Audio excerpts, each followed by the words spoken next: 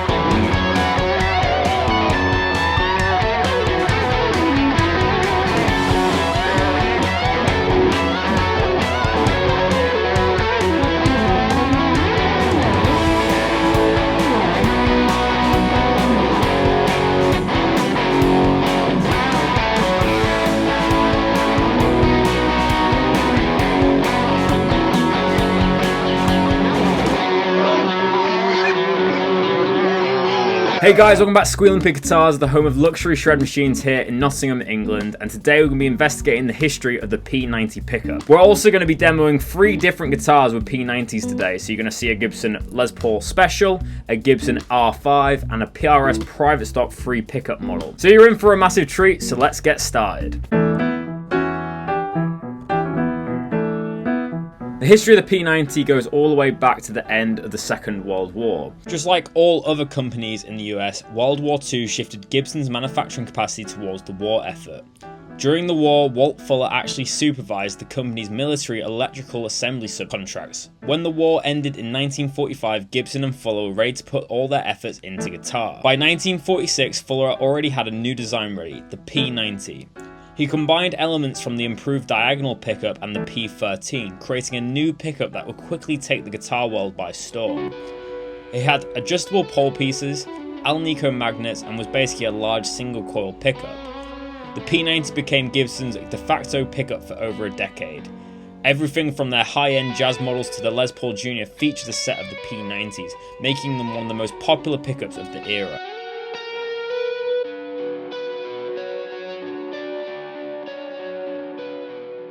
At their core, P-90 pickups are just large single-coil pickups.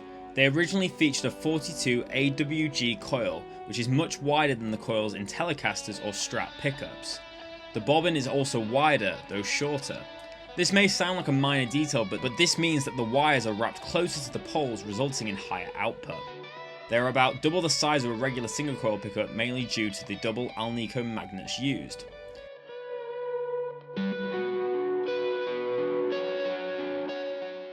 The P-90s were such a great design that Gibson started making different variations for different guitars and instruments. There were dog ear P-90s, which are used on certain models like the Les Paul Jr. They also created a smaller version of the P-90 for tenor guitars and mandolin, which became to be known as the P-45. Though P-90s would be dethroned as Gibson's main pickup in 1957 by Seth Lover's PAF pickup, the classic P-90 is still popular to this day.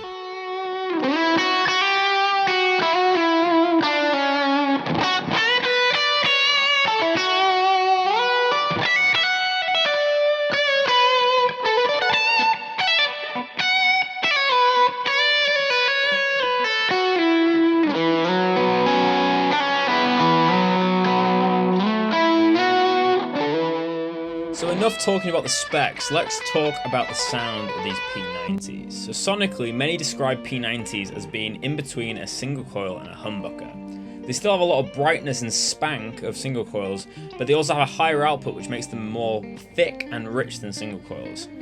Higher output also means they break up more easily and have less headroom, but they're still clear and punchy. So they kind of deliver a warm, smooth, punchy, articulate pickup for all players. In today's video, we're arguing whether they're the most versatile pickups that's ever been made, and if we look at the history of the players that have played P-90s, I think we get a better idea of just how versatile a P-90 is. One of the first pioneers of the P-90 pickup was a gentleman called Jim Hall, who used P-90s for a jazz sound in his Gibson hollow body. Hall was able to get a clean, clear and punchy jazz tone that fit perfectly with his playing style. Though P-90s may be more associated with rock in modern times, they used to be more well known as a jazz pickup. Hall later moved to other pickups, but the P-90 sound from his early career is top notch. As we move along in the decades to the 60s, John Lennon used to use P-90s in his Epiphone Casino, which is one of the most iconic guitars ever, and it featured 2 dog-ear P-90s with metal covers. Lennon used the guitars for many Beatles records from Revolver on, as well as the infamous Rooftop concert and some of his solo work. Tonally, Lennon got a variety of different tones from this guitar, from more distorted to cleans to light distortion. Lennon got a huge tonal range out of his P-90s. The sound of the Beatles would not be the same if it was not for the P-90.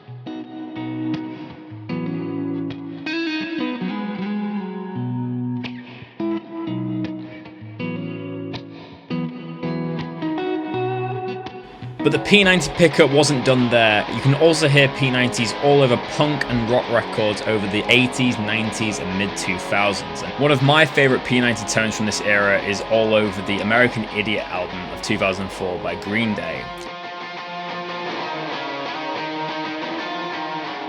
On this album, Billy Joe used a double-cut yellow Les Paul Jr. with a dog-ear P-90.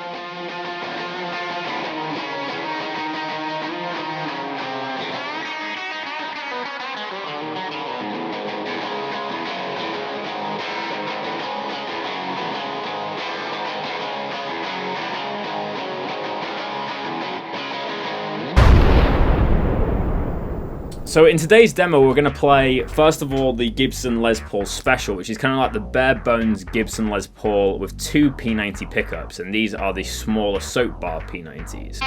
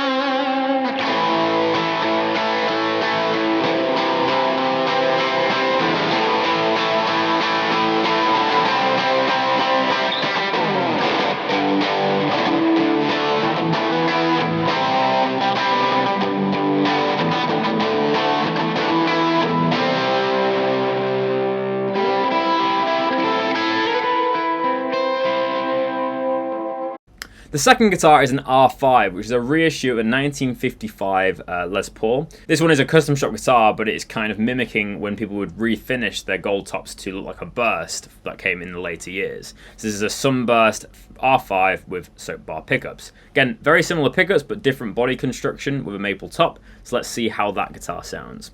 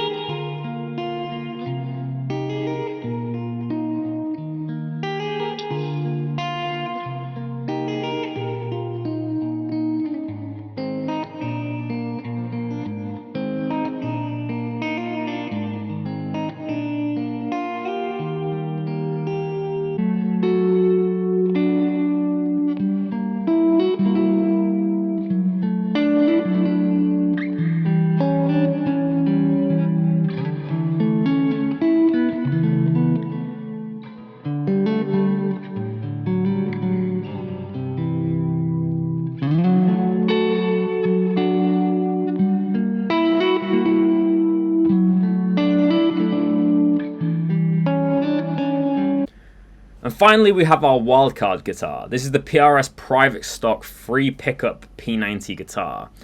This guitar has a 5-way blade switch, so we're able to get more stratty tones with this, with the quacky positions 2 and 4.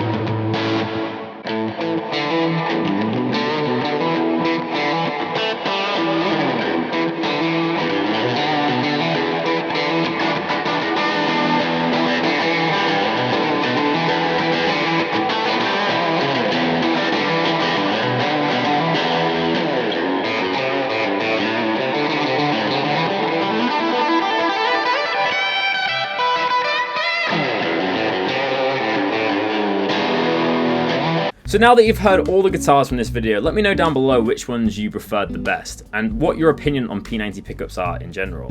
My final thoughts is P-90s are one of my favourite pickup. I would probably say I prefer the PAF, but I do have to say that the P-90 is more versatile.